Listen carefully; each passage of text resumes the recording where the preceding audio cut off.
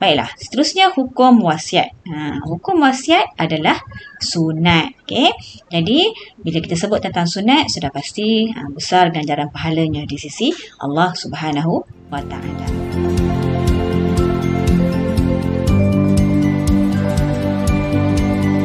Bismillahirrahmanirrahim. Assalamualaikum warahmatullahi wabarakatuh. Alhamdulillah, bersama lagi dengan saya Ustazah Huda Rahman. InsyaAllah pada kali ini kita akan sambung lagi pembelajaran kita untuk anak-anak para pelajar tingkatan 5 dalam bidang fiqh. Yang mana tajuk kita pada kali ini berada dalam pelajaran yang ke-14, unit yang pertama, iaitu bertajuk wasiat dalam Islam. Jom sama Ustazah. Baiklah, sebagaimana biasa, kita akan lihat dahulu apakah dia standard kandungan untuk tajuk kita pada kali ini. Dan di akhir nanti, diharapkan agar para pelajar dapat menyatakan maksud, hukum dan dalil wasiat. Kedua, dapat menjelaskan galakan dan cara berwasiat.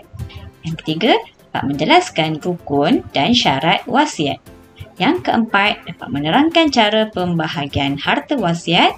Kelima, merumuskan hikmah pensyariatan wasiat. Dan yang keenam, mengurus harta mengikut syariat secara beradab dan istiqamah. Okey, jom kita lihat sama-sama apa yang menarik dalam tajuk kita pada kali ini. Baiklah, pertamanya kita nak tahu dahulu apa sebenarnya maksud wasiat. Okey, baiklah, wasiat ialah ikrar yang dibuat oleh seseorang semasa hidup untuk mengagihkan harta selepas kematiannya menurut hukum syarak. Jadi daripada maksud wasiat ini dapat kita fahami bahawa wasiat ini adalah satu perkara yang dilakukan oleh seseorang ketika dirinya masih hidup sebagai persediaan untuk pengagihan hartanya selepas kematian nanti. Okey. Baiklah, seterusnya hukum wasiat. Hukum wasiat adalah sunat. Okay? Jadi, bila kita sebut tentang sunat, sudah pasti besar ganjaran pahalanya di sisi Allah Subhanahu wa taala. Okay?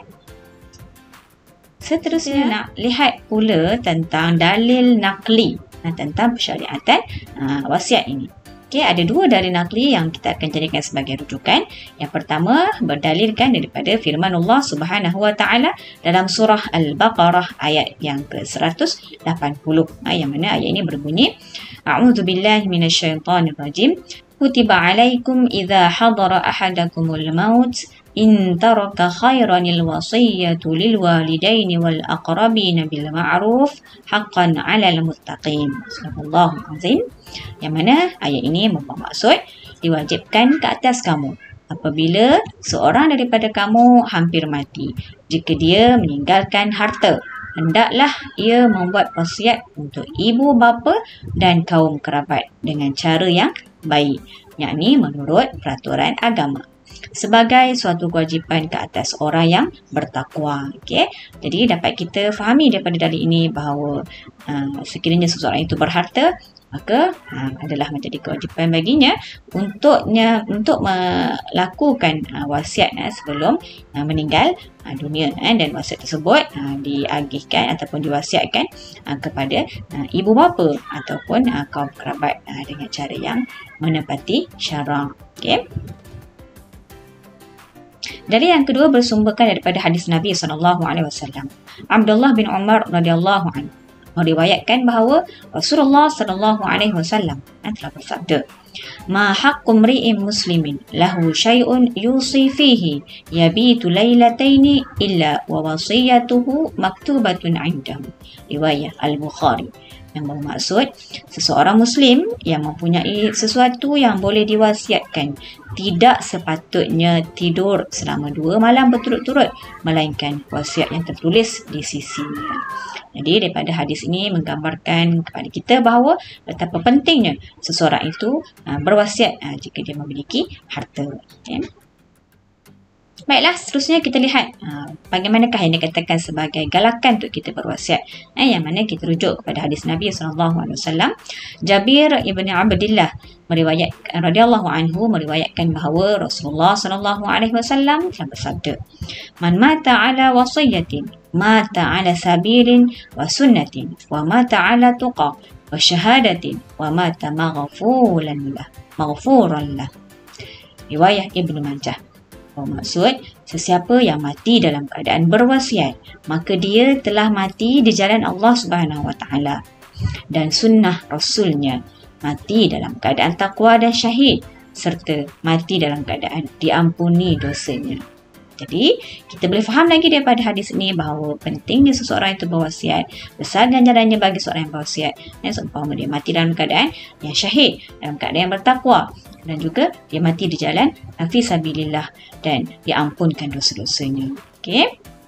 Jadi, pentingnya seseorang itu melakukan wasiat sebelum meninggal dunia. Okey, sekarang kita nak lihat bagaimanakah pengurusan wasiat. Okey. 3 perkara utama yang perlu kita perhatikan.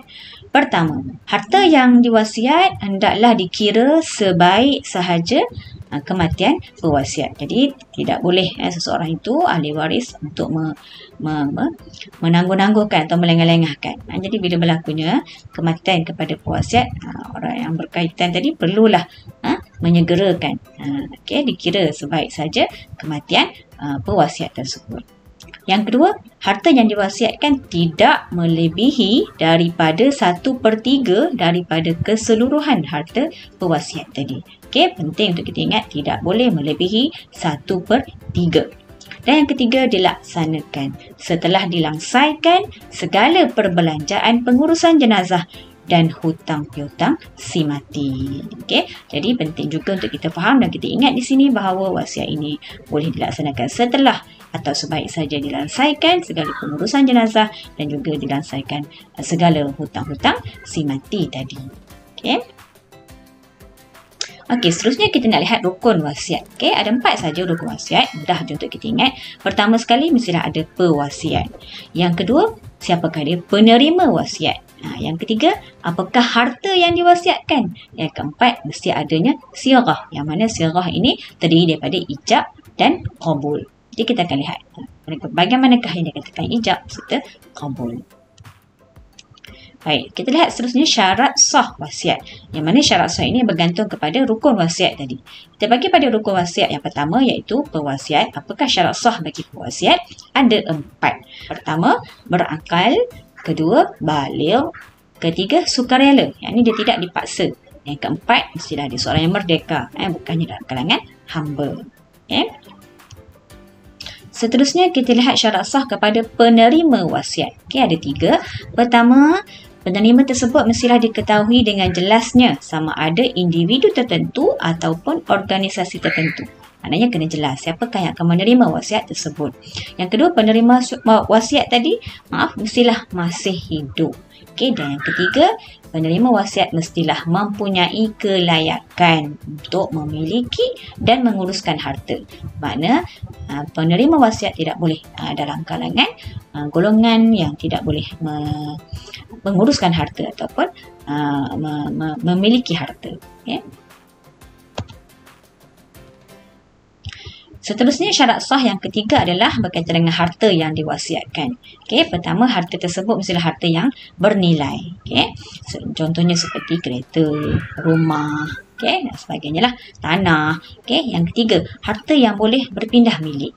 Okey, dan yang ketiga, harta yang harus, bukan sesuatu yang haram. Jadi kita kena faham harta yang haram, sesuatu yang haram juga, maka haram diwasiatkan. Okey. Manakala syarat sah yang keempat adalah sirah ataupun lafaz tersebut. Okey, lafaz sirah boleh digunakan sama ada secara jelas ataupun secara bentuk kiasan. Nanti saya akan jelaskan apa yang dikatakan sebagai jelas dan bagaimana contoh lafaz kiasan.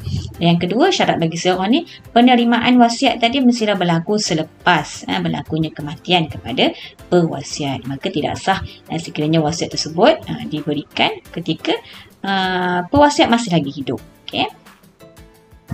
Seterusnya, ini yang saya katakan tadi, lafaz sirah. Okay, contoh lafaz sirah bagi lafaz secara bentuk kiasan. Contohnya, kata Ali, hartaku ini untuk Zahid. Dengan syarat mestilah ada berserta dengan niat. Okay. Manakala contoh lafaz yang jelas pula, kata Ali, aku berwasiat rumahku kepada Zaim selepas aku mati. Jadi jelas kepada kita adanya lafaz ataupun perkataan wasiat tadi, dan dengan jelas kita boleh faham lafaz tersebut adalah lafaz yang jelas. Okay. Seterusnya kita lihat bagaimanakah pembahagian harta wasiat. Okey. Majoriti ulama berpendapat bagi orang yang meninggalkan anggota waris, kadarnya mestilah tidak lebih daripada 1/3 hartanya. Okey, kita lihat daripada mana sumbernya adalah berdasarkan hadis Nabi SAW. Sa'ad bin Abi Waqqas radhiyallahu anhu meriwayatkan bahawa aku telah berkata kepada Rasulullah SAW, "Ya Rasulullah, ana dzu malin wa la yarithuni illa ibnatun li wahidah. Afa atasaddaqu bi sulusai mali?" Qala la. Qultu afa atasaddaqu bi syatrihi? Qala la. Qultu afa atasaddaqu bi sulusihi? Qala as-sulus. Was-sulusu katsir. Muttafaq alaih. Okay. Apa maksud hadis ini? Wahai Rasulullah, aku mempunyai harta dan aku tidak mempunyai waris kecuali seorang anak perempuan. Bolehkah aku mewasiatkan 2/3 hartaku? Rasulullah SAW menjawab, tidak boleh. Aku bertanya lagi, bagaimana dengan separuh, yakni 1/2 daripadanya?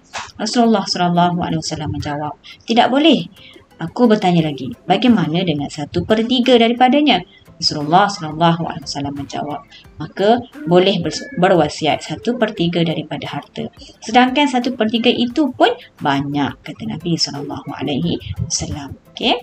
Jadi jelas daripada hadis ini kita boleh faham bahawa untuk berwasiat seseorang tersebut mestilah tidak boleh melebihi 1/3 daripada hartanya. Okay? Baiklah, kita lihat hikmah pensyariatan ibadah wasiat ini.